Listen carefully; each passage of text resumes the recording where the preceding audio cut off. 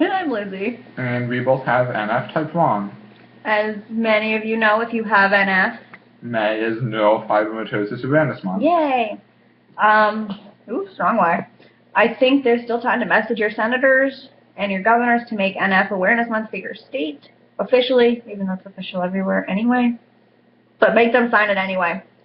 I believe it's Neurofibromatosis Inc. has pre-written letters that you can send to your senators. Governor Shumlin for the state of Vermont has signed it. I know that for a fact because I've got to talk with him briefly about it.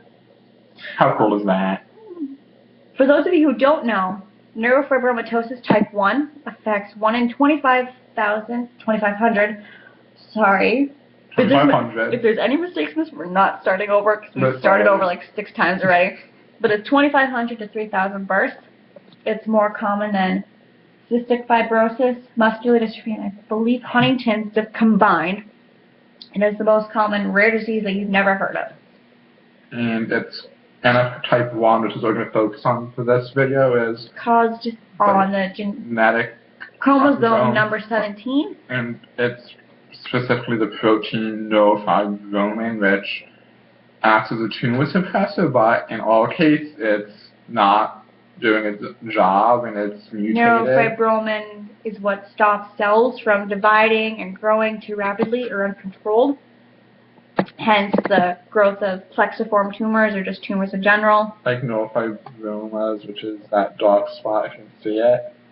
Sometimes the tumors will be concave under the skin or they'll be little bumps. Or you'll get the plexiform tumors, such as I have here in my face and neck. Another thing we got actually asked to talk about personally was how RNF, if it causes a stigma in social life. And for me, I mean, like, you can't really tell there's anything wrong with me unless I tell you, which I don't usually tell people right away. I usually just know there's something off with me, though, because my, like, ADHD and other learning disabilities and all that mixed into one. If you get to know me, it's kind of a spaz. I'm a huge spaz, but that's why everyone loves me. For me, it's kind of obvious how it affects me. So people think, oh, she's kind of weird. She's got something. Keep away from her. And, like, people think it's contagious, too. I've actually been asked that if it can be, like, a actually transmitted disease. No. That's a new one. I've only heard, like, if I touch you, can I get it? Yeah, not if it can be transferred through sex, too. Whatever. I just explained, no, it can be inherited through genetics. For both of us, it happens through a mutation where no one in our family has it. Just random. Yay, being mutants. Woohoo! I like being a mutant. It's fun. But then, if you do decide to have kids, there's a 50% chance. If you have kids with someone who does not have NF. And if it's with someone else, it's 75 if you both have NF. Biggest social for me is I kind of get looked down on, like I'm stupid. Just because of the way my face is, they think I'm special. Granted, yes, I have learning disabilities, but I learned to cope with them and use them as an enhancer instead of a crutch. We both actually, Lizzy went to, and I currently going to an awesome college that helps with learning disabilities. So yay, Putney, Vermont. Middle of nowhere, but I mean, there are schools out there for those of us who learn differently. Especially here at Landmark College. Granted, it's wicked expensive, but it's well worth it. It's so worth it. Yeah, I was able to get my associate's degree there 2 years ago. Oh my gosh, it's been 2 years.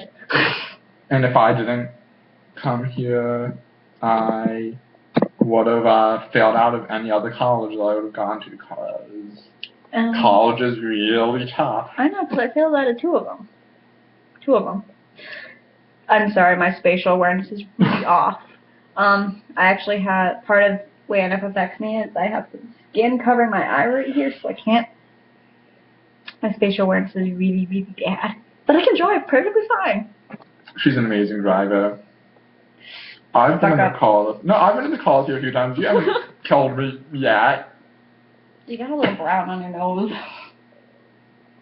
And anything else we were going to talk about? I don't know. I think it was mostly social stigmas. Didn't Duff want us to talk about pregnancy? You're going to do that? Oh, yeah, actually. Because that's a good topic. One thing for some women I had gone to an NF symposium in Boston. Something that was mentioned was, sorry, my face itches. That's one thing with NF I don't like is it itches. I have to admit I was so itchy throughout my childhood. I always remember being itchy. I hate it.